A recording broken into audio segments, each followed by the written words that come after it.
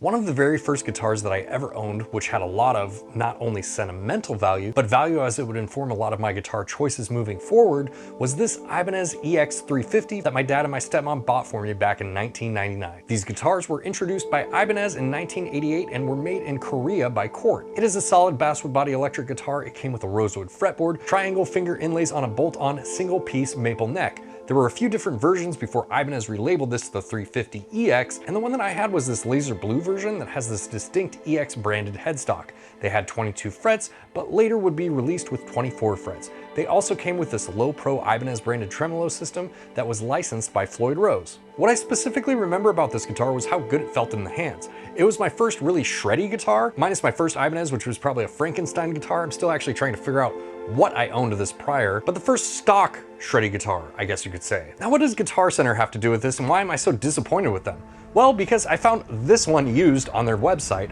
and when it showed up, look right here, a guitar-shaped box. Wonder what it could be. Dude, this is the fastest Guitar Center's ever shipped anything to me. I ordered this and they shipped it in the same day. Let's see how fucking poorly it's packed. So I wasn't sure about buying this, but this is an Ibanez 350 EX. This was the first, oh no, that's fucking cracked. That sucks. That's a bummer, that's not gonna work. Huh, yeah, this was listed in good, they shipped it with the fucking whammy bar in, dude. How much of a dickhead do you have to be? So I thought that this would be kind of cool for a video. I don't think it's gonna work in the shape it's in right now. But this was like maybe the second guitar I owned or something like that. Man, I haven't held one in a long time. It's very cool. It's unfortunate that the headstock is cracked. Oh no, dude, that thing's cracked all the way through. Well, anyways, so I guess that one's gonna be returned, unfortunately. So it's really disappointing because I'm looking specifically for one of the years that has this EX branding on the headstock. And this is the only one I could find. So what do we do now? I don't really know. I've tried to resolve this issue with Guitar Center over the phone because they can't use email for some odd reason. Hola. Hey there, I bought a guitar from you guys recently. My order number is it unfortunately arrived to me with a cracked headstock. I sent you guys some pictures, but I didn't hear anything back. No. Oh, so you guys can't actually view the pictures via email? No. Huh. Well, that's kind of weird. So here's the thing, I'm looking for this specific guitar, but when I bought it, it was listed as in good condition. And you know, it clearly didn't show up to me in good condition. So I was hoping to get some sort of partial refund or something. No. You guys can't do that? No. Okay. No. So my only option is just to return it to you directly? I fix later. No more. Basically, they're just telling me to return it or go f myself. So I'm going to just take this to my local Guitar Center and return it, unfortunately. But maybe I'm being irrational. You guys let me know your thoughts in the comments. As it stands right now, it looks like it's gonna go back and sit in used gear purgatory hell, or even worse, a dumpster, which is really sad because I think restoring this guitar would make a really cool and fun video. As for right now, I'm gonna try and plug this in and see what happens, but I'm kind of nervous to tune this thing up and make this crack even worse. So to top this whole thing off, we have a loose jack too. That's fun. What's up, guys? I'm gonna do my best to do some sort of demoing here with this guitar that Guitar Center completely destroyed when they sent it to me. We might not make it that far.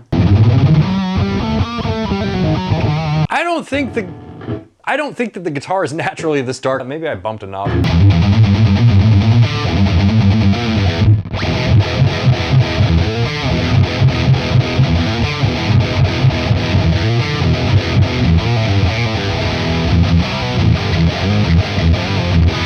So the pickups are pretty bad, and back in the day, I would have never noticed this because, like, you know, I was playing through like a crate combo amp.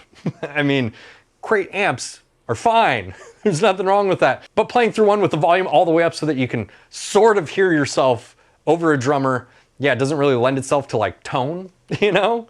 Yeah, the pickups are like very woolly sounding, I guess I would describe them as. I don't think we're gonna stay in tune for this video. I don't see this crack widening up at all. But I just have a feeling like the more tension I put on these strings, you know, the more it's gonna pull the neck since it's not one stable, solid piece. Thanks, Guitar Center.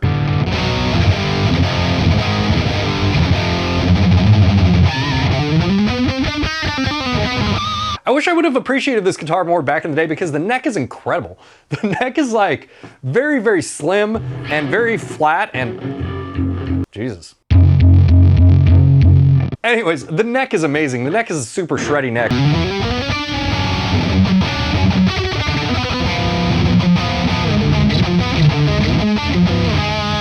And I would love to set up this guitar like my normal C standard with my normal strings, but I'm just afraid to put any extra tension on this. I'm afraid to even take the strings off and put new strings on and just end up making this crack much worse. But I will keep my eyes out for one in the future, hopefully a laser blue version like the one that I used to have. If any of you out there have one, hit me up.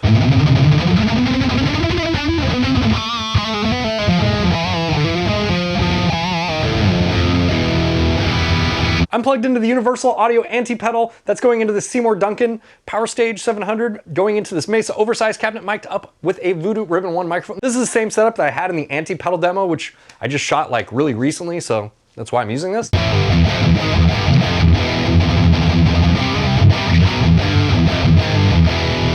Let's go to position 2 here.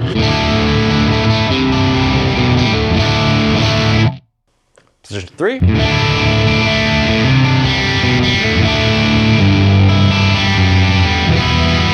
Position 4.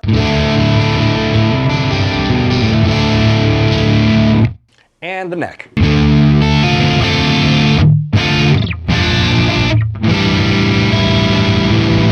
You know, I believe this is the first guitar that I ever had with an HSH style pickup configuration, and I really like these. I think they're super underrated because you can get a lot of different tones with them, especially with that single coil in the middle and a 5-way blade selector switch. I really like everything about this guitar, man.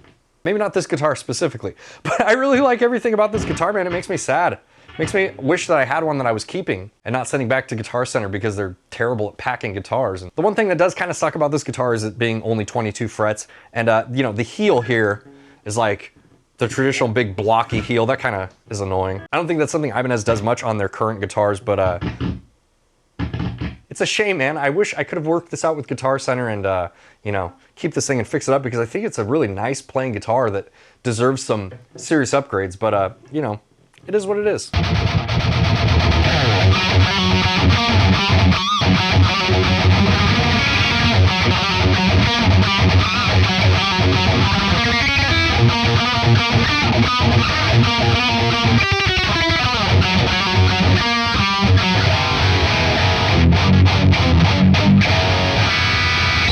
Yeah, it sucks. It's a really shreddy guitar, but sounds like a movie trailer.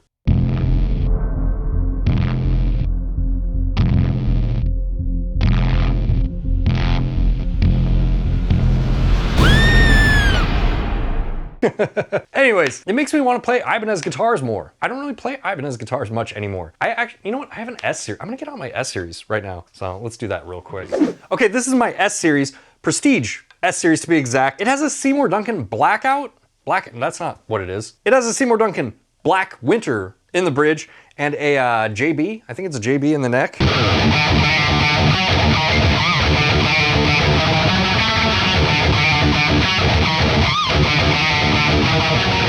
Yeah, you know, these pickups are really bright too, but it's just kind of crazy playing these guitars back to back. It has a very similar neck profile. Ibanez's are not the most consistent guitars with their neck profiles, but these two guitars have very similar neck profiles, despite this one being a Prestige and that one being like essentially an entry level guitar or close to entry level guitar.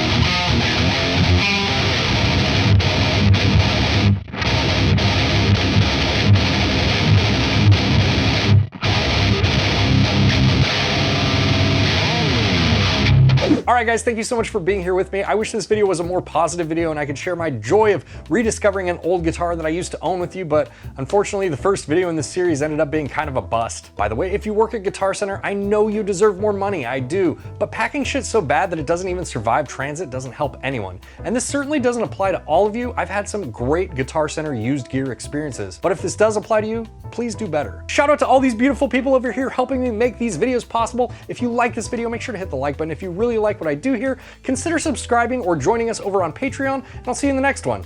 Bye.